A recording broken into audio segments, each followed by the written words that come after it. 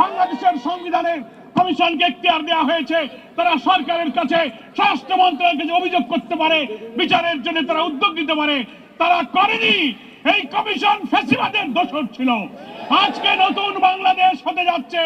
দীর্ঘ ফ্যাসিবাদী আওয়ামী দুঃশাসনের কালো যুগে শাহাদাত বরণকারী শহীদদের গর্বিত পরিবারের সদস্যবৃন্দ, আহত ক্ষতবিক্ষত অত্যাচারের নির্যাতনের চিহ্ন নিয়ে উপস্থিত আমার সম্মানিত আন্দোলনের গর্বিত সদস্য ভাই ও বোনেরা, সম্মানিত জাতীয় নেতৃবৃন্দ, সাংবাদিক বন্ধুগণ এবং প্রিয় দেশবাসী, 2-1 মিনিটের মধ্যেই মাগরিবের আজান হয়ে যাবে, ফলে আমার কথা তার আগেই শেষ করতে হবে।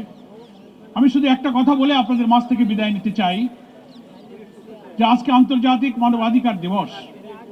প্রতি বছর আমরা দিবসটা পালন করি, কিন্তু ফ্যাসিস্ট এবং স্যাডিস্ট সমস্ত খুন, গুম, হত্যা, ক্রসফায়ারের মাস্টার মাইন্ড শেখ হাসিনা, তার নির্যাতনের রক্তের যে কালো ছাপ, অশ্রুসিক্ত মায়ের কান্না এখনো শুকায় নাই, অথচ যেখানকার মাল সে সেখানে ফিরে গিয়েছে, সেখান থেকে সন্ত্রাসের নতুন ব্লুপ্রিন্ট সে তৈরি করছে।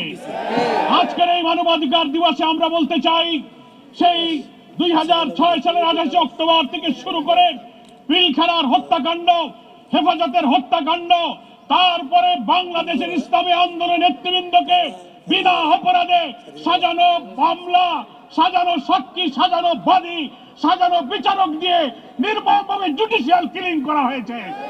তারপর জুলাই আগস্টের অভ্যুত্থানে 2000 ছাত্র জনতাকে খুন করা হয়েছে, 40,000 ছাত্র জনতা আহত হয়েছে। এই গুম খুনের বিচার বাংলাদেশে না হলে আমাদের এই আন্দোলন, এই ত্যাগ, নতুন বাংলাদেশ নির্মাণের স্বপ্ন ব্যর্থ হয়ে যাবে।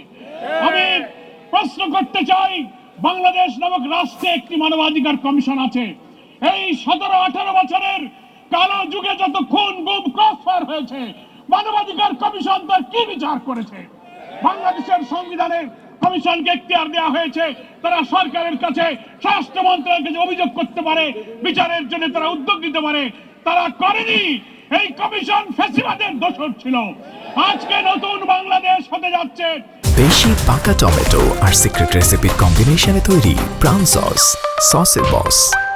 আমরা মনে করি আমাদের এই ফ্যাসিবাদ থেকে মুক্তি পেতে গেলে, আমাদের নতুন বাংলাদেশ নির্মাণের জন্য আমাদের প্রাণের সন্তানের যে জীবন দিয়েছে, সেই রক্তের দায় শোধ করতে গেলে আগামী জাতীয় নির্বাচনের পূর্বে আমাদের এই 24-এর অভ্যুত্থানের যে চেতনা, সেই চেতনা ধারণ করে একটি জাতীয় ঐক্যের মধ্য দিয়ে নির্বাচনী কৌশলে আওয়ামী লীগকে রাজনীতিকে বিদায় দিতে হবে।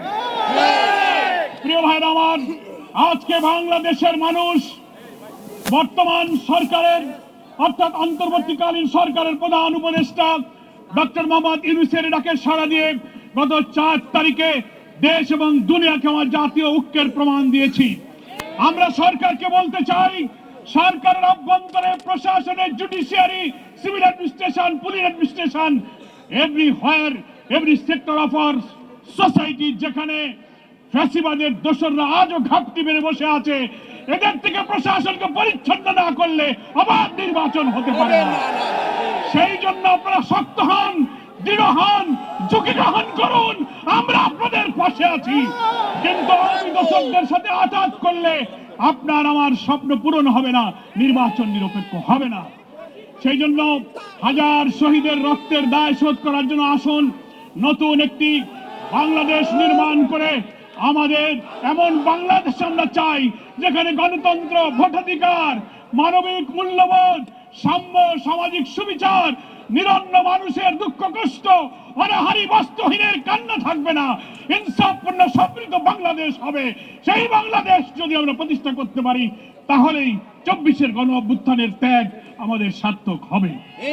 মায়ের ডাক, আজকে বাংলাদেশে যে ডাক দিয়েছেন, আজকে অস্ত্রসিক্ত স্ত্রীদের কান্না, পিতাহারা সন্তান, স্বামীহারা বিধবা স্ত্রী, পরিবারের লোকেরা যে ভারাক্রান্ত পরিবেশ তৈরি করেছে চোখের পানি ছেড়ে, আমি মনে করি সরকার, জাতীয় নেতৃবৃন্দ, দেশবাসী আসুন, কোন অপপ্রচার, কোন ষড়যন্ত্র, কোন বিদেশি চক্রান্তের মাথা নত না করে আমরা একটি সাহসী সংগ্রামে জাতীয় ঐক্য গড়ে তুলে জাতীয় নির্বাচনের গণতান্ত্রিক পথে আমরা আওয়ামী লীগকে চির বিদায় করে দিই। সকলকে ধন্যবাদ জানিয়ে এক্ষুনি মাগরিবের আজান হবে।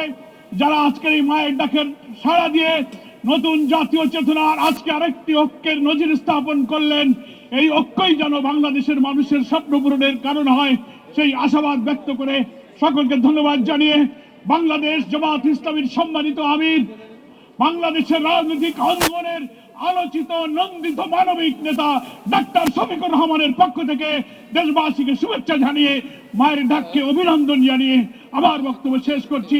খোদা হাফেজ। বাংলাদেশ জিন্দাবাদ।